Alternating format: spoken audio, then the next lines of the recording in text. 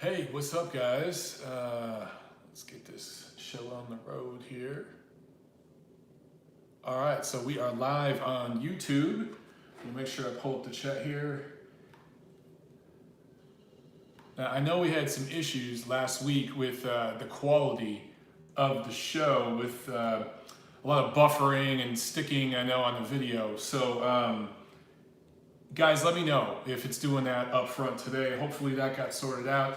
I noticed a few different shows doing that. It wasn't just my show. I watched a few different live videos and there were issues with that. So, all right, here, I still don't see the chat. Trying to get that pulled up. Okay. Why am I not seeing it? Trying to get this video pulled up. I see my birthday video that I posted. Just give me a second here, guys. Trying to get my, man, I don't know why I'm having issues here getting this pulled up on my end. There we go. Okay, now I see the chat and we can get started. All right, we got a few of you guys on here. Plu says, happy birthday, man. Enjoy your old age. Oh! So I already got a birthday comment. Yeah, so I turned 40 last week, technically Thursday. I was in Detroit, and it was great, man. Let me just adjust this a little bit. Boom. That's okay. But yeah, man, it was a lot of fun to be in my old stomping grounds and to see family and friends, and then to even post a quick birthday video with you guys while I was at the Detroit Tigers game. So that was awesome. Sarah Lashak says, like the video, people, and she is correct. Like the video, smash that like button. Let's get this party started. We're actually 3 minutes early. It's 3 minutes to 7 here on the East Coast. So I'm gonna give a couple more minutes for some people to jump on before I get started here. Just want to say thank you to all you guys for the birthday wishes, man. And man, I had a blast. I don't remember all of it, but I had a great time. It was nice to get out of my house and just away from Atlanta and everything that I'm working on here, and to just go back there and see some family and everything. I didn't get to see everybody I wanted to. I got one workout in. I would have liked to have got maybe 2 workouts in, but I got to go to a world's best boxing gym off Schaefer in Detroit and work with Coach Jay, Julio Hernandez. It was a great workout. He kicked my butt, and I earned my beer. I earned my buddy's pizza. Good times. Good times indeed. All right, so far you guys are saying everything looks pretty good. And okay, why is my mic never plugged in? That's what one of you just said. My mic should be plugged in. So I have a mic, I have a lapel mic right here, plugged in here for the YouTube video, and then this microphone right here is going in. Okay, you guys are saying sound is poor. Hang on one second. Why is that happening? It shouldn't be. Guys, I don't know what's up with the videos. I don't know why we're having so many problems. Okay, so you guys say it's never plugged in. It's plugged in right here. I'm showing you the evidence. The microphone is plugged in. Do you guys hear me? Okay, so you guys are saying it's good on your end now. Okay, so we're gonna go ahead and get started. I don't know what's going on with the sound. I think that the cords are bad or something. So anyway, let's go ahead and get started with this episode, guys. Gail says, I'm looking old. I think I'm still hungover. I think I'm still hungover, Gail. Maybe that's all it is, you know, because I still look good, baby. I still look good for my age. Okay, all right, let's get the party started, guys. Okay. Welcome back, fight fans, to episode number 176 of The Neutral Corner. I am your host, Michael Montero, for Boxing Monthly magazine and boxingmonthly.com. Today we have a lot to discuss, including Tyson Fury blitzkrieging Mr. Schwarz from Germany. And I want to talk about his lineage because there's been a lot of talk about that. I want to give my opinions on it and do what Gail just said here in the chat. Hit that like button if you're watching right now. And for those of you listening to the audio podcast later on, whether it's on iTunes or anything else, guys, make sure that you like us, follow us, leave some comments, all that good stuff. So TNC 176 for the week of June 22nd. Quick reminder, get over to if you guys want to help out on Super Chat here on the YouTube, that's cool. If you want to help us over at Patreon, that is awesome. If you're interested in a MOB t-shirt, email me at monterounboxing@gmail.com. And last but not least, check us out on iHeartRadio. TNC is now up on iHeartRadio, and we need to get the ball rolling there on that platform because we just got over there, okay? Real quick news and notes. Just a couple things. Some boxers behaving badly. Marcus Browne, the light heavyweight, I think he has an interim title right now. Light heavyweight contender, let's call him that. Top 10 light heavyweight. Arrested for not the second, not the third, but the fourth time in the last 18 months related to a domestic incident with the same woman. So whoever the hell he's dating is driving him crazy. And he probably should break up with her before it gets OJ-esque. Yeah, I had to bring OJ up because apparently he just got on Twitter. And Twitter is all about banning all sorts of people. Bans all sorts of people, you know. But they allow OJ to be on there. And by the way, Bill Cosby, the greatest serial rapist of our time, has been on Twitter for years. And even though he's in jail right now for raping dozens of women over decades, oh yeah, and Hamed just brought up Triple G got suspended over some sort of privacy issue thing.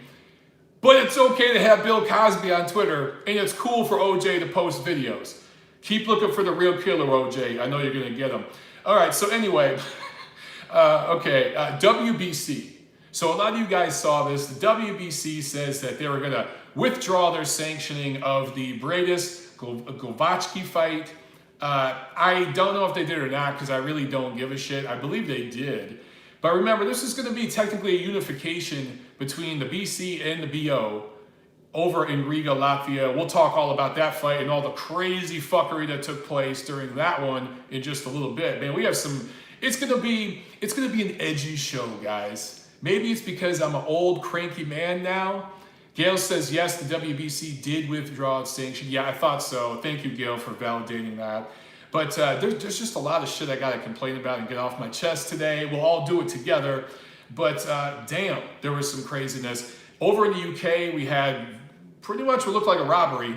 And then over in Latvia, we just had just a mess of events, a really bad look for the World Boxing Super Series. And you guys know I'm big on the WBSS. I really am. I love what they're doing, but this was a bad look. It's not all on them, but it's on them to a degree. Okay, so WBC, WBO were supposed to sanction that fight between Bradis and Glowacki. I continue to butcher the Polish names. I'm sorry, guys. But 4 of the 5 ring officials were appointed by the WBO because remember, originally this was a WBO title fight. I think the WBC jumped in at the last second for a vacant title. All these titles belong to Alexander Usyk, obviously. One by one, he's vacating them. But I think originally it was set up as a WBO fight. WBC gets involved at the last second, which they love to do. They love to butt in if they can. Glowacki. Okay, Skovskad corrected me. Glowacki. I can remember that, I think. We'll see.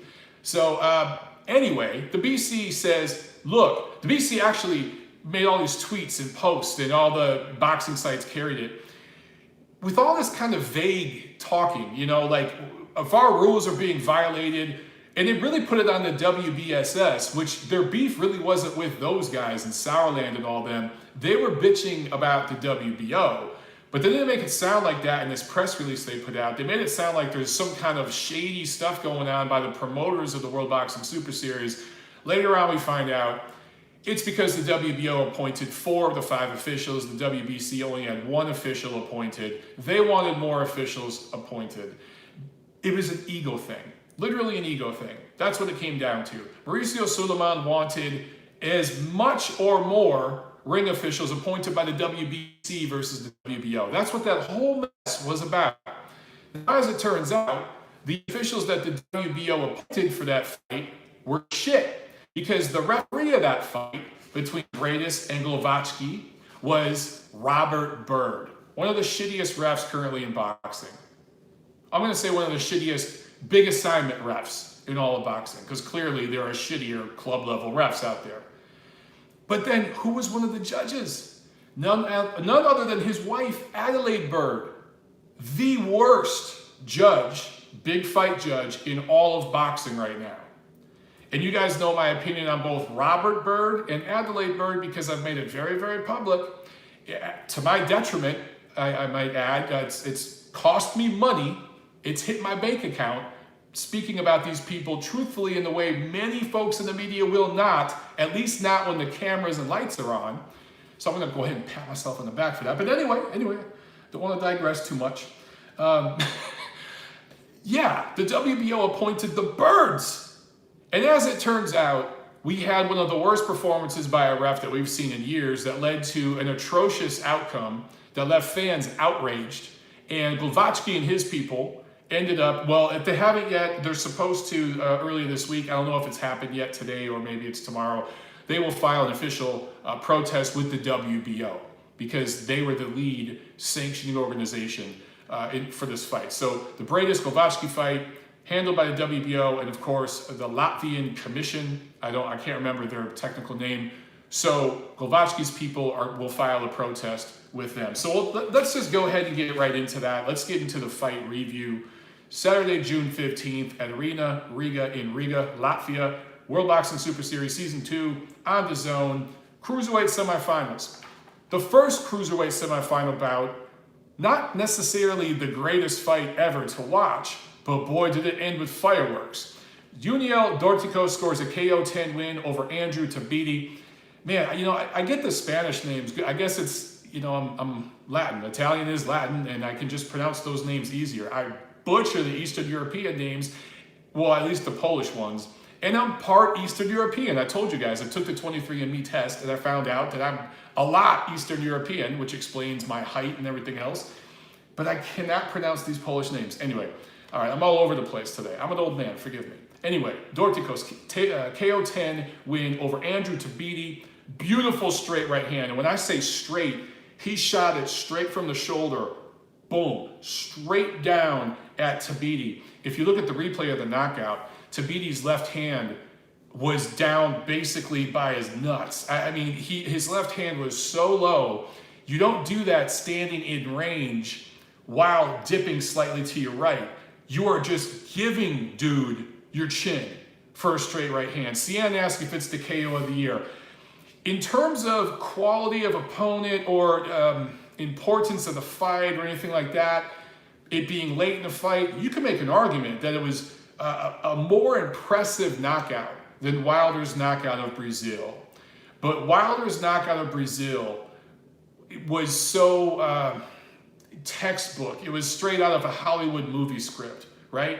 That I think Wilder Brazil is still going to be the KO of the year. And the fact that it was in the first round and they had all this bad blood and it was in America and the American Boxing Writers Association of America is biased and prejudiced, and they do vote for American fighters or fights that happen in America versus fights that happen on foreign soil. Heavyweight versus cruiserweight, yeah. So Jack Alter says Triple G versus Rolls, he feels as the KO of the year. It's in the top 10.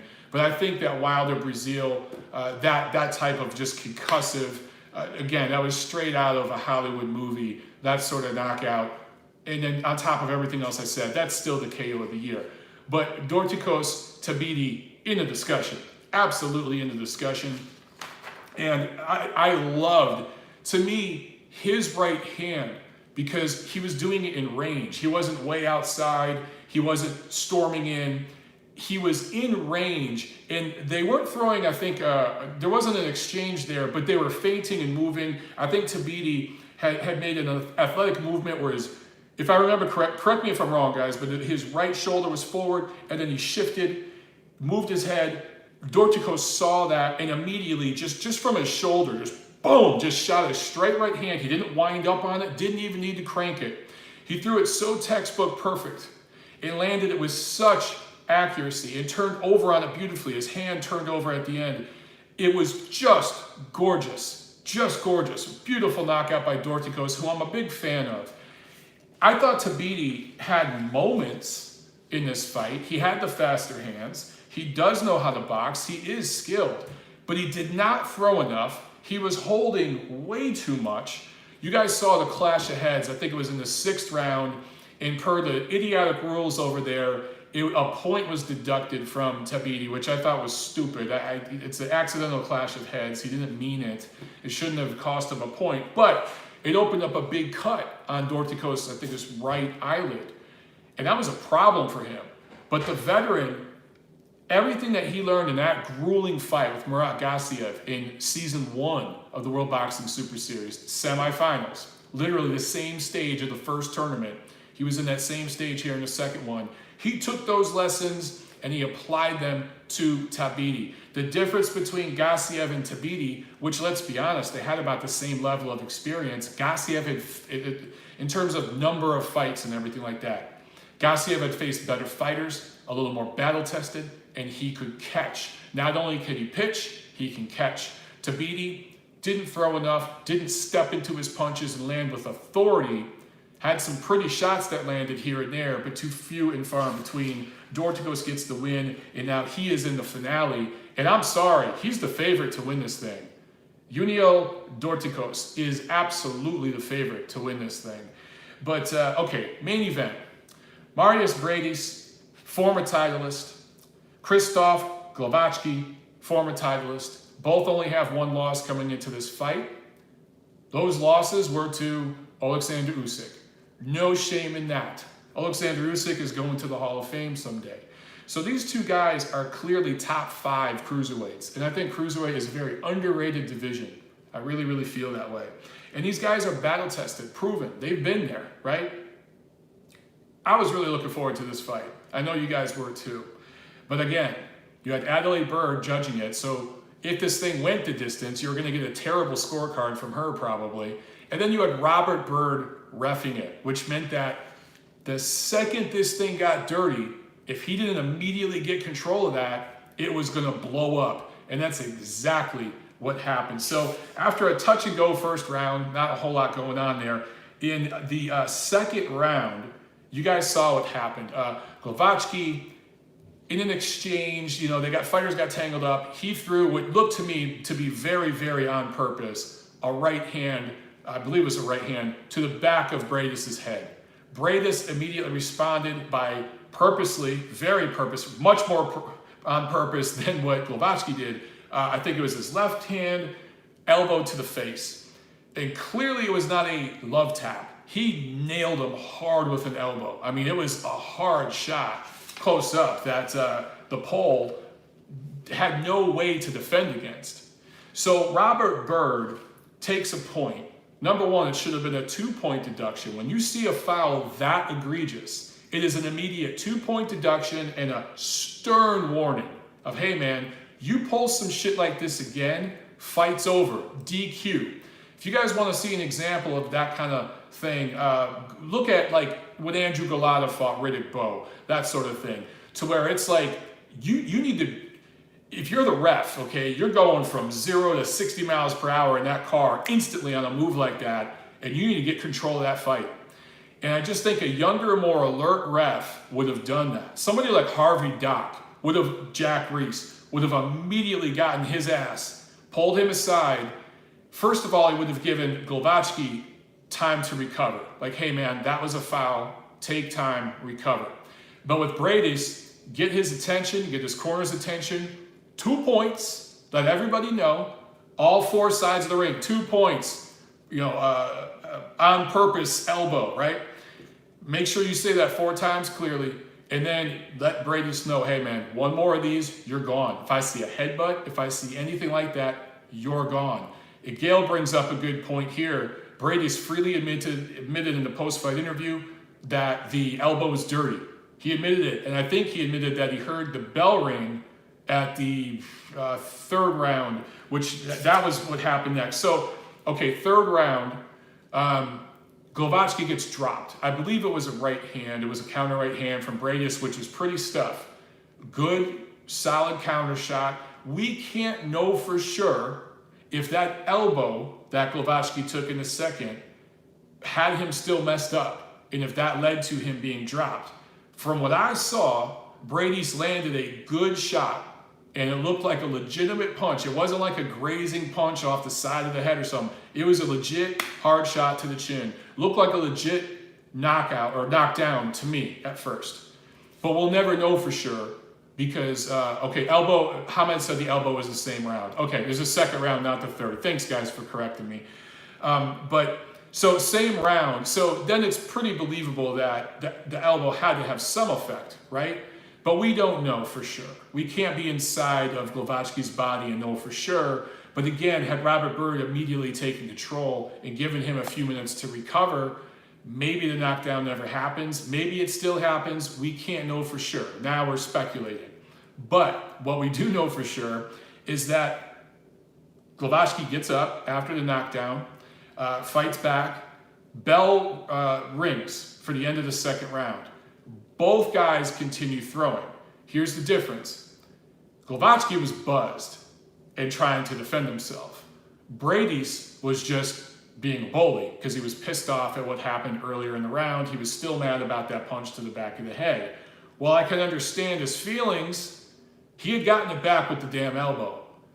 Now, again, we don't know what's in their head. I'm speculating, we're all speculating, right? We don't know what either guy's thinking, but we can see clearly from watching the footage, both guys punched after the sound of the bell for what seemed like 10, 15 seconds.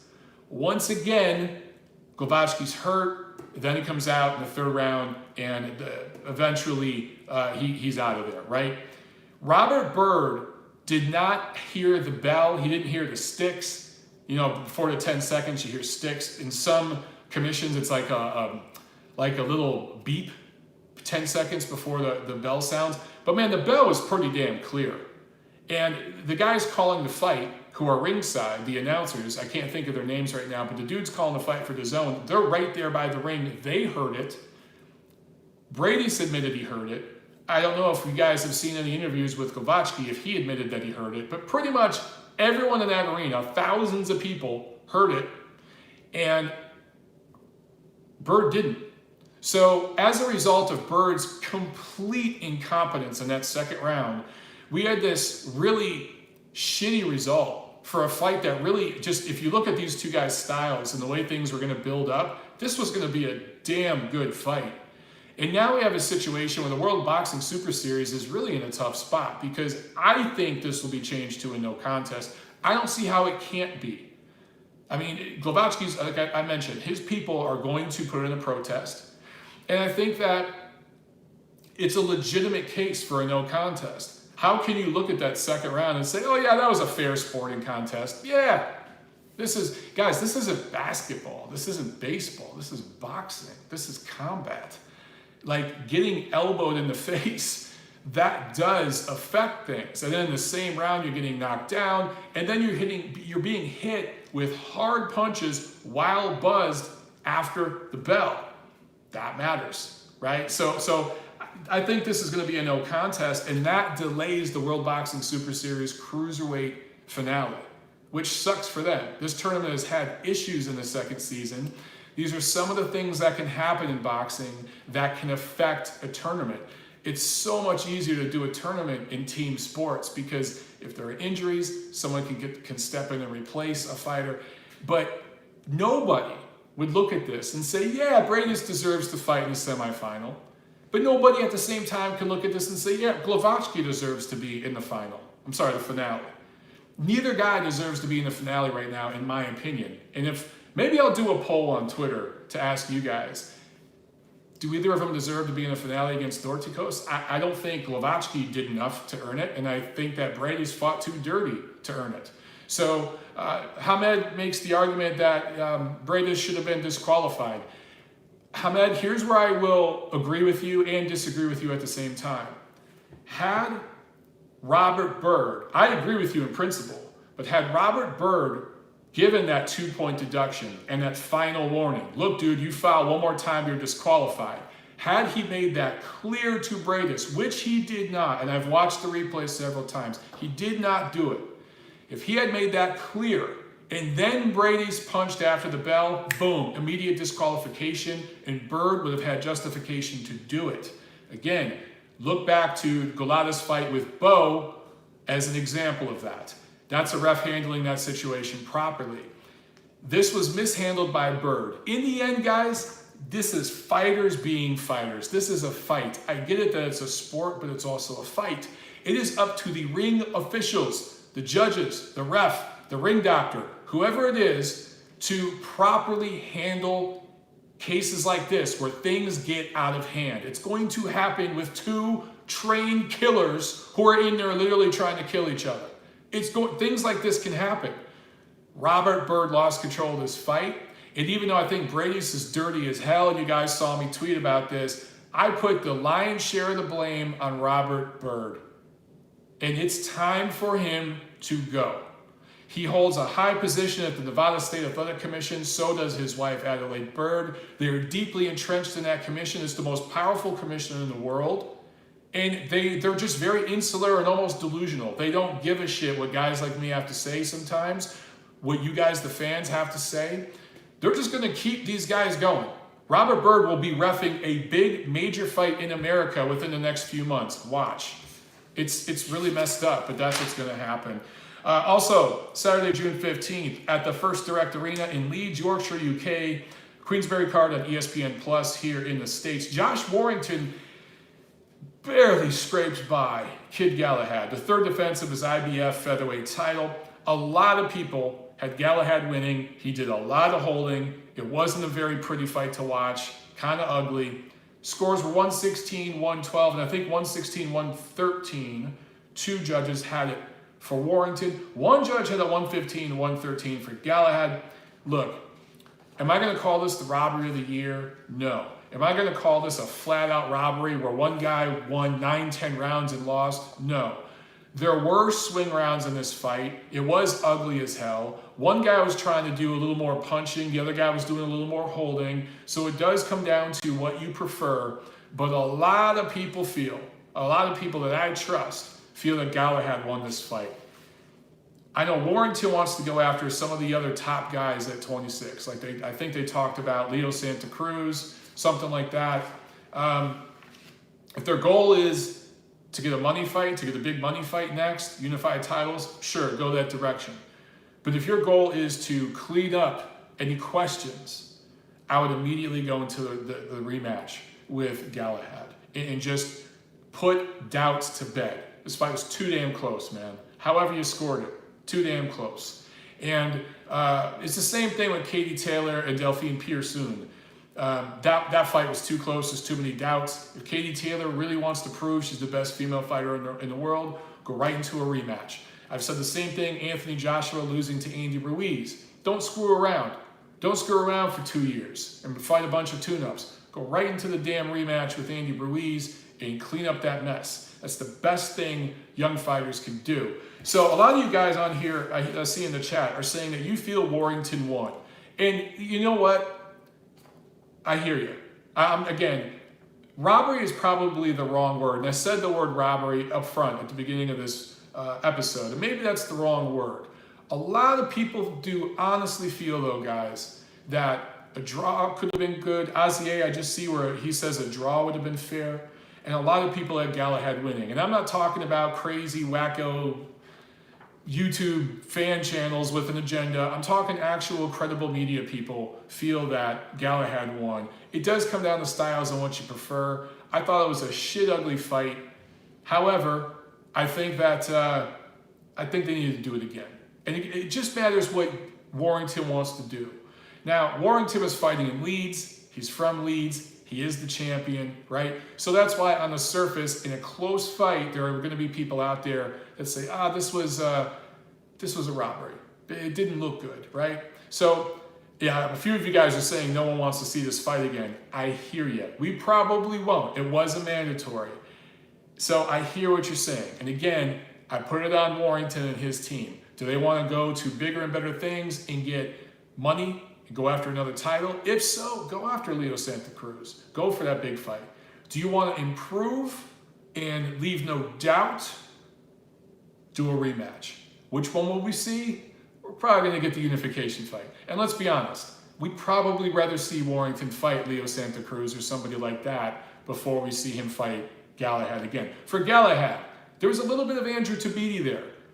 Too much holding, too much waiting, not enough punches and bunches, and you can make the argument that he kept it close, but he gave the fight away in those swing rounds when you're fighting a champion in his hometown. All right, yeah, Warrington, Oscar Valdez would be awesome. Warrington against Santa Cruz would be awesome. Of course, we'd rather see those fights. If they go into one of those fights next and he performs well, win, lose, or draw, everyone's going to forget about this fight, guys. People have short memories. Okay, let's go to Las Vegas at the MGM Grand, where Tyson Fury, the Gypsy King, made his debut on ESPN+. And in the main event, scores a TKO2 win over Tom Schwarz, who came in 24-0, but had fought absolutely nobody, and was dropped in the second round and stopped in the second round. His nose was bloodied up. Tyson Fury showed all kinds of great head movement, and not just head, upper body movement, fluidity with his punches, uses his length very, very well, doesn't wear himself out, and for a guy who feints a lot and moves a lot in the ring, he doesn't waste a lot of energy, which is rare. Guys that usually move a lot in the ring and use movement, they do it with their feet most of the time, and therefore they use a lot of energy. Fury doesn't waste any mental, emotional energy. He seems right there. He seems comfortable in the ring, like he's a natural-born fighter. And a lot of his movement is at the waist and the shoulders and up top with his head, right? So you get the feeling that he could do that for 20 rounds. He does not expend a lot of energy with all that movement for such a big man. It is impressive. However, guys, I gave Deontay Wilder, not him, but his fans, some shit for just salivating over Deontay when he knocked out Dominic Breazeale. I gotta give some of you guys out there some shit for going crazy over Tyson Fury looking like Pernell Whitaker against Tom Schwarz. It was Tom freaking Schwarz. And by the way, I immediately tweeted, yeah, Tyson Fury just beat a German Dominic Breazeale, something to that effect.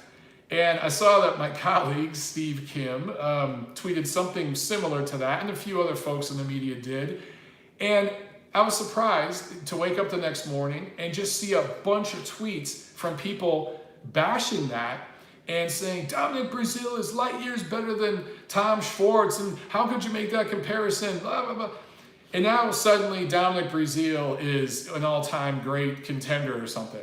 Look, guys, if they fought head-to-head, I would pick Dominic Breazeale to beat Schwarz, probably by decision, in a god-awful, sloppy fight. It'd be fun, but it'd look like two drunk guys at a bar slapping the shit out of each other. However, Breazeale was, I understand he was a mandatory, but you guys know the way the WBC works. The real mandatory should have been Dillian White, but the WBC is in bed with Uncle Al. They do favors. They love Deontay Wilder, and they got things set up to where he would fight Dominic Breazeale because that's the fight Uncle Al's wanted for a year or so now. Those of you who have followed me for a while, you've heard me say this. I predicted that fight would happen, 2 years ago? I've been telling you it's coming, right? So, yeah, I get Breazeale was a mandatory, kind of. He was kind of a hand-picked mandatory with a little ducats being slipped under the table between Uncle Al and the WBC because that's how Mauricio and Al do business. They're not the only ones, but that's how they do business. Anyway, Breazeale was brought in to look good against for Wilder.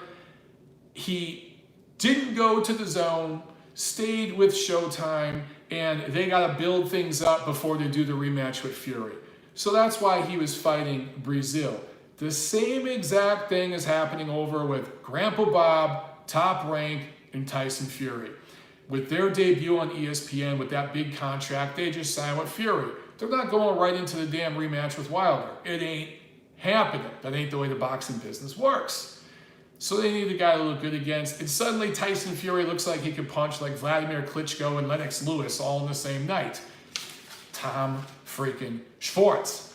All right, Hawk 1717 says, let's get to the lineal talk. Okay, all right, let's get to that lineal talk. Well, real quick, I should mention on the undercard, Michaela Mayer, female lightweight, improved to 11-0. Look, she's cute, good personality, very marketable, and Top Rank and ESPN will do good things with her. But the second she gets in there with Katie Taylor or Delphine Pearsoon, she's going to get her ass beat. That's just the truth about Michaela Mare. Also on the undercard, Albert Bell out of Toledo upsets Andy Vincent, who had a draw with Eric De Leon a year or so ago, I believe at the StubHub Center in LA. I was ringside for that one. De Leon's from Detroit, so I was really excited to see that one. I wasn't impressed by either guy. A lot of people were super high on Andy Vincent. I really don't know why.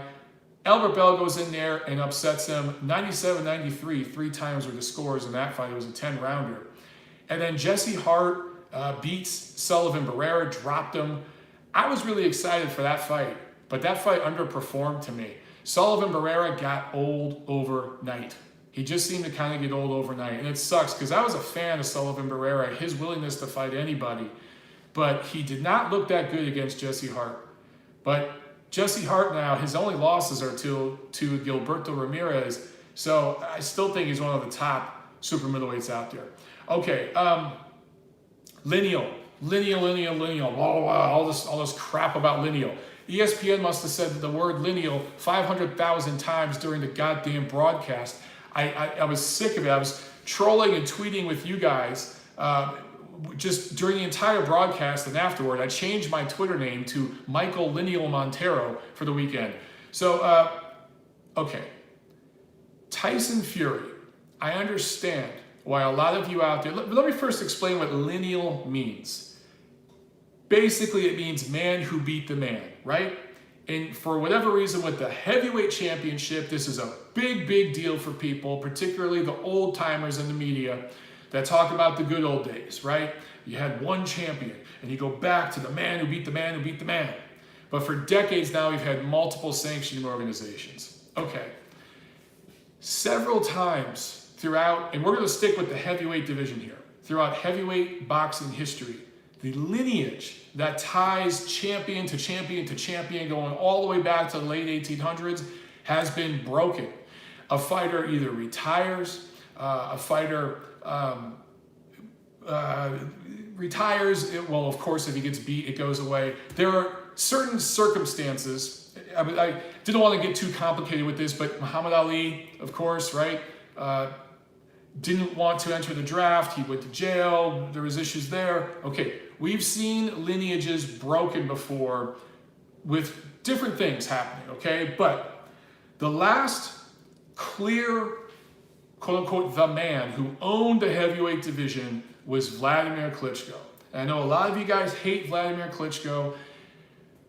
He gets a lot of the same criticism Lennox Lewis used to get when he was fighting. Now Lennox Lewis is seen as a top 5 all-time great heavyweight. I think that Vladimir Klitschko's accomplishments will age well. In 10, 20 years from now, he'll be seen in a different light. I believe he's a top 10 all-time great heavyweight. But he never got the WBC title. And for some people out there, they feel, well, he wasn't undisputed. Really? Really, numbnuts? The WBC titleist was Vitaly Klitschko for, 4 years? And the two brothers were never going to fight each other. After Vitaly was gone, the title, because of the politics, again, WBC, Don King, Uncle Al. Uncle Al is just the new Don King when it comes to the WBC and their favoritism. They lined it up to where Vladimir Klitschko, clearly the best heavyweight at the time, had no chance to fight for that title. We saw Chris Arreola and Berman Stavern, 2 fringe contender level fighters, fight for that title, right? So Berman Stavern wins it, doesn't even get a damn title defense, and Don King sells that title to Uncle Al. Deontay Wilder gets it. They do a gentleman's agreement, they line it up. You see Wilder Stavern, he wins that title. Deontay Wilder has held the BC title for however many years. Perfect opportunity to see Wilder fight Vladimir Klitschko. You look back, did you notice that there was never any push? Never any push from a lot of the same media, quote unquote, guys now calling for certain fights, saying Gennady has to fight this guy, AJ has to fight that guy. Those same dudes weren't saying Deontay Wilder with this WBC title needs to fight the lineal unified champion Vladimir Klitschko. They weren't saying that. Neither were Deontay's people. Vladimir and Deontay did some sparring, and Klitschko worked him, just absolutely dominated him. Now, for what it's worth, okay, Deontay wasn't ready. He knew that, and him and his team took their time. They were never going to fight Vladimir Klitschko. So, I'm giving you all this background because basically, Vladimir owned the division. He was the top guy in the division, regardless if he had all 4 titles, 3 titles, whatever it was. He became the lineal champion when he was the top guy, and he fought the guy seen as the highest available contender, Ruslan Shagayev. Some people rated him number 2 at the time. Some people rated him number 3. I believe the guy rated number 2 at the time, I can't remember who it was ducking Vladimir. Vladimir fights Ruslan Shagayev. Boom, he's the lineal champion. He establishes a new lineage with that win and goes on to continue fighting other number 2 guys. When he fought David Haye, many people looked at that as a number 1 versus number 2 type of matchup. We saw several matchups like that during Vladimir Klitschko's reign, where he was seen as the top guy and he fought either the number 2 or number 3 guy and dominated them. We saw it several times over a 10-year reign, okay? I think it was Valuev that ducked him. Yeah, I think you're right there, Hamed. That it was Nikolai Valuev, I believe, that ducked Vladimir. I can't remember exactly who it was, but and by rights, that should have been Evander Holyfield with that title because he beat Valuev and got robbed. But anyway, Vladimir was the guy. He was the lineal champion. After Lennox Lewis retired, there was a broken lineage.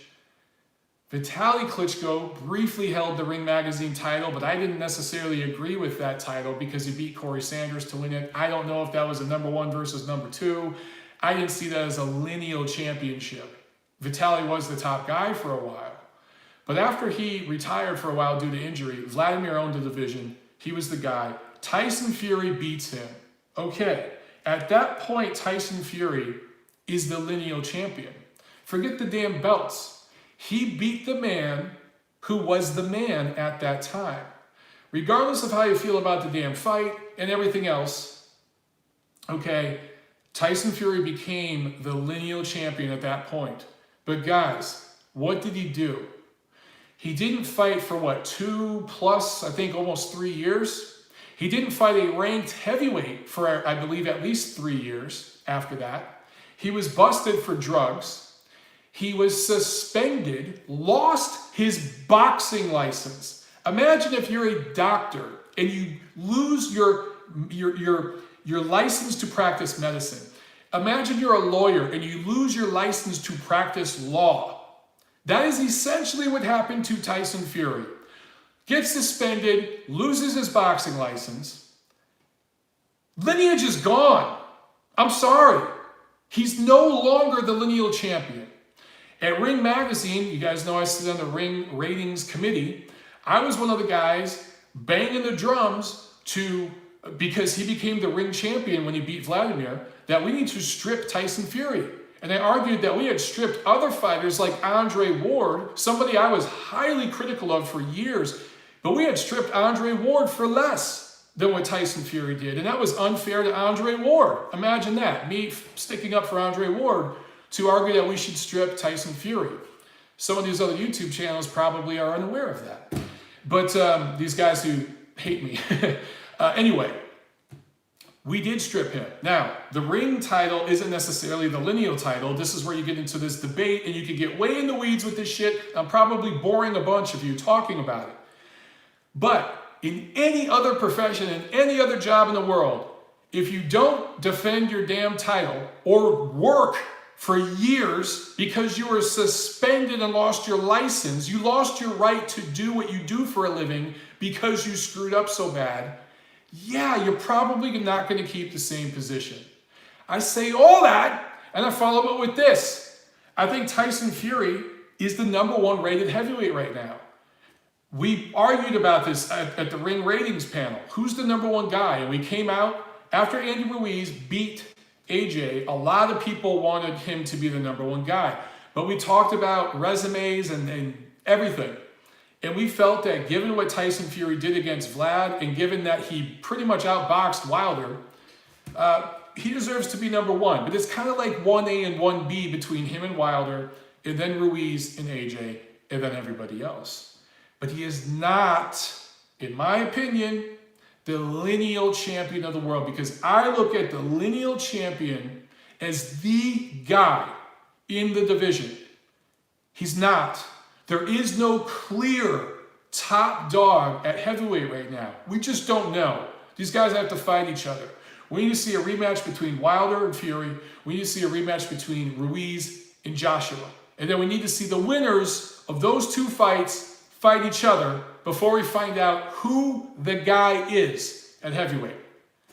Top guy right now is probably Fury, but it's not him and then everybody else. He's in the mix with a few other guys. It's not like what we saw with Vladimir Klitschko when he was clearly the top guy and then it was everyone else. Or like we saw with Lennox Lewis, he was clearly the top guy and then it was everyone else. So that is my opinion on all that shit. I don't know if you guys agree or disagree. I'm sure some of you probably disagree, and I respect that. But hopefully I've given you my reasoning enough to where you don't think I'm coming from a place of bias. I'm trying to come from a place of fairness and objectivity. I think it's unfair to other guys in the division who have done just as much, if not, I'm not going to say more, but just as much as Tyson Fury has done in the last year or so, that, you know, you just call him the man. And that's the way ESPN's marketing him. I think it's bullshit, and it confuses casual fans. We already have 4 damn sanctioning bodies, and now you're calling this guy who doesn't have one of these titles the guy in the division. It's just confusing, man. Let's be consistent. Let's be fair. That's my opinion. Okay. All right, guys, let's see some questions here. I'm checking you guys out on the chat. There's a lot of chat going back and forth between all of you, and I am not going to be able to catch up to all of that. So let's see. Do you guys have anything else right now? Ozzy A says Tyson Fury was banned for steroids and he lost his belt. So let me briefly explain, very, very briefly, the drug situation with Tyson Fury. Tyson Fury failed a drug test. He tested positive for a performance-enhancing drug before he even fought Vladimir Klitschko. This goes back a while, several years, busted by UCAD. UCAD didn't tell anybody. They certainly didn't tell Vladimir Klitschko. He was completely unaware of it going into his fight with Fury, that Fury had tested positive for a banned substance before, which he blamed on eating wild boar, which I believe that excuse about as much as I believe Canelo Alvarez's excuse about eating tainted beef. In fact, Canelo's excuse is more legitimate than Tyson Fury's excuse. Vladimir Klitschko was so irate over this that he immediately demanded a rematch with Tyson Fury, and the stipulation was that they were going to do full VADA testing for that fight. Tyson Fury knew this. He knew he was going to be tested with VADA. He signed the paperwork. He did the tests. He knowingly did a bunch of coke so that this is my personal psychological, me playing psychologist opinion here, that he personally self-sabotaged the fight so that it wouldn't happen, because he didn't feel confident against Klitschko in the rematch, because Vladimir was coming in taking him seriously, and Fury was coming in clean and drug-free this time. So he tested positive for a steroid before Klitschko. He tested positive for cocaine after Klitschko. And then he lost his titles, and then he lost his boxing license and was suspended briefly. And we at The Ring Magazine stripped him. I want to say thank you to the Captain Hook Chronicles for the Super Chat pledge, brother. Thank you very, very much. So that clears up the drug situation with Fury, okay? And by the way, I don't believe he's doing any VADA testing right now. And for the record, neither is Wilder. I'd like to see, at least if they do that rematch, they should do full VADA testing. We should see what Jarrett Hurd and Julian J. Rock Williams did in their title fight earlier this year. Full VADA testing. That's what we should see for that fight, all right? Just like we saw with Anthony Joshua and Andy Ruiz, all right? We need to see VADA testing, guys. Let's see. Prime TV asks, bro, so a guy that looks like Fury is on roids, but Klitschko isn't. Look, man, I got to call you out on that. That's an ignorant statement. James Toney was a fat ass at heavyweight and popped several times for banned substances. Body types are different. And let's not forget, Tyson Fury weighed over 300 pounds. He basically lost 100 pounds in his comeback. I'm not accusing Tyson Fury of doping right now. I'm not saying that. I'm saying he did dope before. And he used, look, cocaine, a lot of fighters have done it. Some say it's performance enhancing, some say it's not. But it's certainly banned. And when you know you're getting VADA testing for the first and only time in your career and you knowingly do a bunch of blow, that looks to me like you're looking for a way out of a fight. So all I'm saying, guys, I'm not trying to beat up on Tyson Fury. Hopefully you guys heard the other part where I said he's probably the best heavyweight in the world right now. Hopefully you heard the other stuff I said about his movement being impressive for such a big man and his skills, okay? I'm just trying to be fair across the board. I get shit for speaking about Deontay Wilder in an honest way, and I get shit for talking about Tyson Fury in an honest way. I think if we all talked about every fighter in an open and honest way, things would be better in this sport, all right? So there are asterisks next to Tyson Fury's accomplishments. There was a cloud of drugs surrounding him, around the Klitschko fight. And there was 2 knockdowns that cost him the Deontay Wilder fight. In between that, he's fought a bunch of guys who aren't very good. His comeback has consisted of the Wilder fight and 3 journeymen. And I'm being generous by saying journeymen. One of the guys he fought looked like a light heavyweight. I think he was a ranked cruiserweight, maybe. But you look like a midget standing next to Fury. Okay, so there's still questions there. There are still questions around Wilder. There's massive holes in his terribly weak resume. We could say the same damn thing about Fury. The difference with Fury is he does have that win against Klitschko, and he did look good for a lot of that fight against Wilder. So the 2 times he has stepped up, he has performed well. That is what separates him from some of these other heavyweights. That's why I agree with us at Ring rating him number 1. So that's how I feel about this situation, guys. All right. Tim Nick says Fury is a top boxer, but he has to prove that he is a real champ by fighting the best. That's all I'm saying, dude. That's all I'm saying. You guys keep asking Tiffany Lamb to say hi, please. I'm logged in as Tiffany. I just said hi. I'm using her laptop right now here on the chat, guys. So that was just me trolling you, saying hi. That was me doing a catfish. All right, preview time. We got a lot of fights. Prime TV says, put some respect on Safari name. Yeah, Shafir Safari, I think, right? I'm sorry, I shouldn't have called him a midget. I know, it's little people. Now I have to say little people, right? Screw that, he's a midget. And oh, by the way, quick tangent. When we were in Detroit, Tiffany and I saw a midget driving a minivan. Now, if you're a midget, you can't write this shit, right? Driving a van. If you're a midget, would you not drive one of those little smart cars or something? Why would you drive a van? That must, like, and then I asked Tiffany, and she like laughed, because I'm like, if a midget drives a van, is that like when I drive a bus? I don't know. Midget, dwarf, I can't tell the difference. I can't help but chuckle when I see their chubby little digits trying to grip the steering wheel. It's just hilarious. All right, I apologize for any of you who are little people watching this. But come on, have some fun and laugh a little. Okay, guys, we have a lot of fights this week. None of them are huge fights, but Don Flamenco says, well, it was a minivan. There you go. Good point. It was a minivan. Okay. Geez. Okay, a lot of fights, loaded schedule, nothing really big, but fun. So Wednesday, June 19th, card from Chiba, Japan on UFC Fight Pass with a couple of title bouts at 108, 115 pounds. Don Flamenco is accusing me of midget shaming. I get accused of shaming all sorts of people, so I might as well shame the midgets. Hopefully, now I'm going to have some midget brigade on Twitter trying to get me banned. Some guys were trying to get me banned for criticizing that reporter who was messing around with Kubrat Pulev a few weeks back. That was fun. That was a fun weekend. Anyway, Thursday, June 20th, a card from Atlantic City on Facebook Watch. So you guys are getting all sorts of stuff here on all these different platforms. Friday is the busiest day. We have a card from Belfast, Northern Ireland on ESPN Plus. Gail's asking, am I talking about the sushi slut? Oh, Gail, you can say that. I can't. So guys, don't quote me saying sushi slut. I was reading Gail who said sushi slut. I merely just read the words sushi slut out loud. You see the difference there?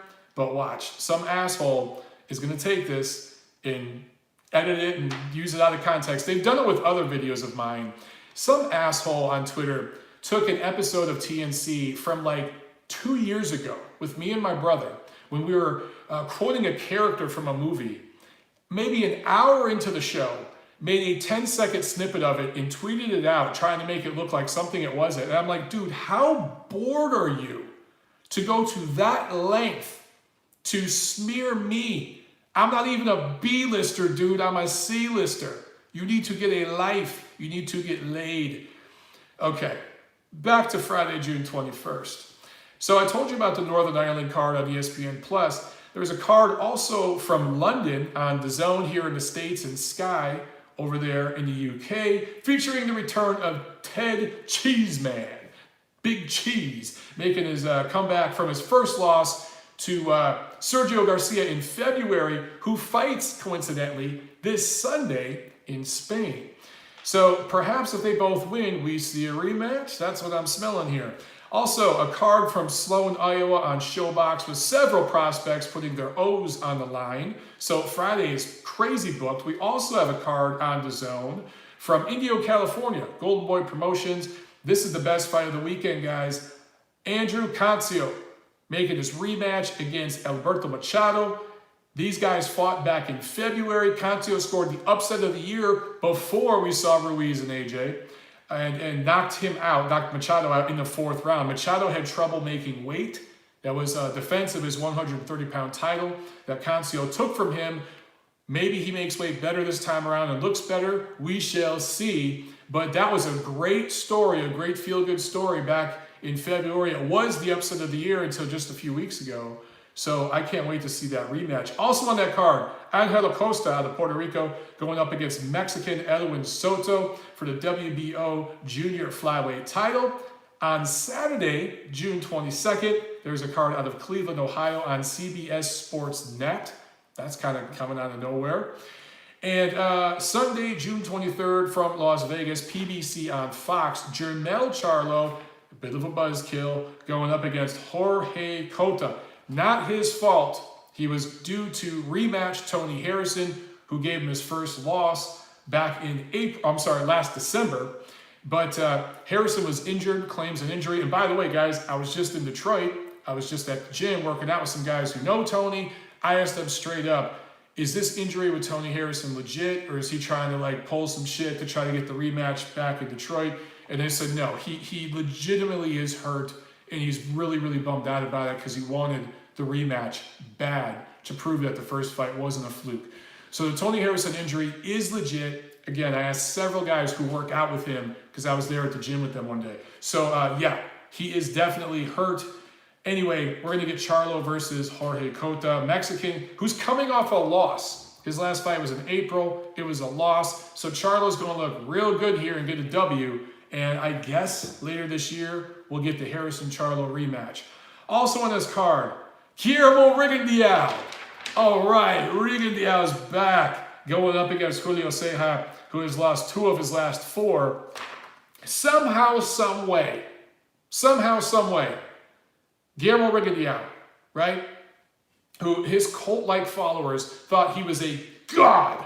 He was the second coming of Christ. He was the Black Cuban Jesus Christ 2.0, 21st century version, before he fought Vasily Lomachenko.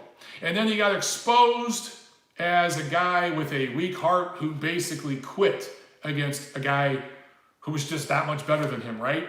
And then the cult went away. And now they have found a new guy to jump onto. You guys know who I'm talking about there. Demetrius Andrade. But anyway, so Guillermo Rigondeaux, since that shellacking he took to Lomachenko, That was in December of 2017. 0 fights in 2018. Riga had 0 fights in 2018.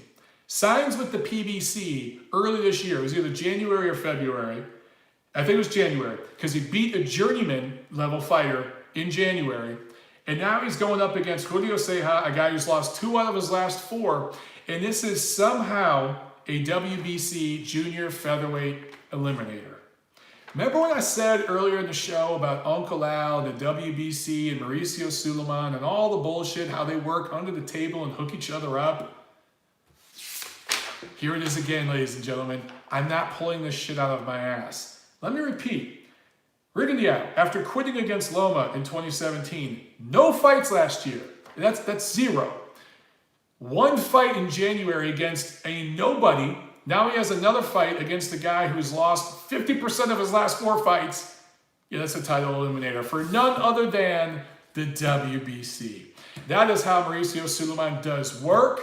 And that is why look, all the sanctioned organizations are full of shit in certain ways. The difference with Suleiman is he acts like he is this high and mighty guy who's cleaning up the sport and doing all this good stuff. He still plays favorites and pulls shit like this. That's ridiculous. And I just call him out on it, right? Who is that? I'm just looking here in the comments section. Delita Hyrel says, Mauricio isn't midget. Hey, you're supposed to say little person, you bigoted bastard. So, yeah. And the BC just had an event this weekend in LA, in the LA area. Look, I like a lot of the community work they do. I like the clean boxing program. I like the 37-day weigh-ins. There's a lot that the BC does that I really like. But I just don't like some of the political bullshit that they pull. And I can't stand how certain people in the quote-unquote media kiss their ass to get access to events. It really is disappointing.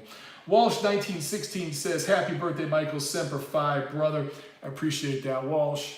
I absolutely do appreciate that.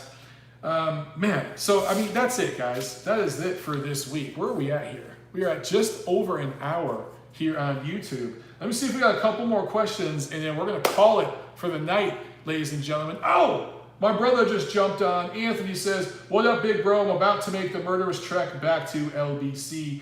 So I'm assuming that you're working out in Orange County today, bro, and you got to drive back to Long Beach. Have fun with that. Okay. Rock Loggins asked, why did the WBC pull its belt in the World Boxing Super Series tournament? Rock, I talked about that for a few minutes at the very top of the show, brother. So as soon as we're done here, go back to the top of the show and watch it here on YouTube, or listen later once the audio podcast comes out. I give details about it. Basically, my man, it just came down to egos. Just egos. Completely ridiculous nonsense. Although I gotta say, the officials that the WBO did appoint, that's who the BC was pissed off at, they did appoint some shitty officials, so maybe the WBC was onto something there. Jack says, I think Mike is pissed at me, guys. Jack, I'm not pissed off. What do you say? I just missed your question. Jack asks, you still think Triple G Canelo 3 is happening? And if so, can Triple G drop Canelo in the rematch? So yes, I think that it is happening. I still think that that's very, very likely for September this year. I don't think Triple G dropping Canelo is very, very likely at all. If Triple G trains a full training camp up in Big Bear for the rematch, I think Canelo's probably going to drop him. If he trains in Los Angeles at low altitude, we're going to get another close 12-round controversial fight that Triple G might actually get the decision this time. So, look, I think Triple G needs to get the hell out of high altitude. I think it's killing him. I talked to Jamel Herring, you guys know this, last week before I went up to Detroit. I just finished my piece on him today. I sent my rough draft over to Doug Fisher today for Ring Magazine. And Jamel was saying that he went up to Colorado Springs for his fight against Masayuki Ito for like 3, almost 4 weeks. And he said that his strength and conditioning coach, the same S&C coach that Terrence Bud Crawford uses, by the way, and nutritionist, uses Bud's entire team now, they all said no more than about 3-4 weeks at high altitude or it will deteriorate your body. And I've heard several people tell me that. And if you look at the guy we saw with Gennady Golovkin against David Lemieux and those guys, and then just a slow deterioration against Jacobs, and then against Canelo in the second Canelo fight, I think that extended high altitude training is killing him. Needs to stop doing it, or he's going to end up getting knocked out. I'm saying it now. I'm putting it on record now. If it does happen, watch 8,000 other channels start to say, "Oh, I said this is going to happen," and you're doing it. That's how it always goes, right? You guys like that voice? Prime TV says, Montero, message Triple G and let him know that, or when you interview him. Yeah, I'll talk to those guys soon once we get some noise about the Canelo fight coming. Right now, it's all quiet on the Western Front, which tells me they are deep in negotiations for that fight. Scuffscott says it's too late anyway. Yeah, you might be onto something there, but he could be rejuvenated, brother. Hamed's asking why Triple G's Twitter account got suspended. I honestly don't know the details. It had something to do with some kind of privacy claim of a post. So they tweeted something, maybe it was a video or something, and somebody bitched about the privacy of it, and Twitter just suspended it. Twitter is weird, man. I talked about it earlier in this show. They will suspend people over the smallest, most minute thing, just really a misunderstanding, and they'll suspend people with whom they disagree with politically on certain things. But then they let O.J. Simpson and Bill Cosby have a Twitter. They even verified Bill Cosby's account years ago, and he's a serial rapist doing time, and they let him have a Twitter. This is a man who drugged and raped dozens of women while they were unconscious. Dental pudding. So yeah, he has a Twitter. Captain Hook Chronicles says, continue to share the truth and happy 30th with another Super Chat pledge. Thank you so much, Captain Hook. I appreciate it, man. My 40th was awesome. Yeah, so, all right, maybe one more. Delita asks, who should Fury fight? Granted, it won't be a champion next. I like Kubrat Pulev. I think that with Tyson Fury's personality being as crazy as he is, with Kubrat Pulev, all the controversy from the last time with the sushi girl, I can't remember her name, I think that gives ESPN and those guys plenty to talk about, right? Now, unfortunately, guys, you're going to get Mark Kriegel talking to that reporter probably. She's going to get 5 minutes of fame. You're going to get them talking about all the things Fury's gone through. You're going to hear Pulev talking about Me Too, and I've thought about it, and now, I really respect what you're going to have to deal with all that bullshit. Yeah, you guys are saying Kriegel licking his chops over that. You think? Yeah. So get ready for those vignettes, because that's probably what's going to happen. Jarrell Big Baby Miller seems to think he's getting that fight. That would just be atrocious. Would you rather have a guy who's maybe a little disrespectful to women and maybe objectifies women, or a guy who is a terrible steroid cheat fight Tyson Fury next? Take your pick, guys. Take your pick. For what it's worth, Kubrat Pulev is a better fighter than Jarrell Big Baby Miller. He's far more proven.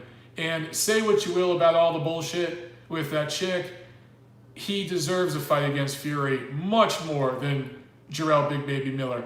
You should not, if you're Jarrell Big Baby Miller, you've fought nobody, you've proven nothing against any top 10 level heavyweight, you got busted for a cocktail of drugs, you got a slap on the wrist, 6-month suspension, and you walk right into a fight against the #1 rated heavyweight in the world. It shouldn't work that way, guys. It really shouldn't. So those of you saying it should be Jarrell Big Baby Miller next, you need to stop with that shit, because that's crazy. Oleg says, stream needs more Tiffany Lamb. You know what, Oleg? She's working right now. She had to work late today. I'll let her know. Maybe we'll get her on here next week, all right? Because, yeah, she hasn't been on the show in a while. So, okay. Gail Falkenthal says, Kovalev's next fight versus Anthony Yarde is reportedly set for September in Russia, according to Bob Arum. Look at that, guys. Boom. Breaking news from Gail Falkenthal. She's awesome. And what did I tell you guys weeks ago? That fight was going to happen. There's just some things that need to be ironed out. Frank Warren and Anthony Yard and his people put out some reports that were bullshit. They were fake news. Some of you guys even messaged me about it, asking about it, is it, relating to drug testing and stuff. That was all rubbish. That fight is going to happen. Gail says Montero is always proven right eventually. You know what? We're going to end the show on that note, Gail, because I think that is a very poignant comment. I think it's legit. All right, guys, that is it for TNC 176. Remember to blow it up on iHeartRadio. We are on iHeartRadio now. Thank you to all the Super Chat pledges. Thank you so much to all my Patreon pledges. And thank you to all of you who watch this show and support me and what I do, guys. And thank you for being patient as I build my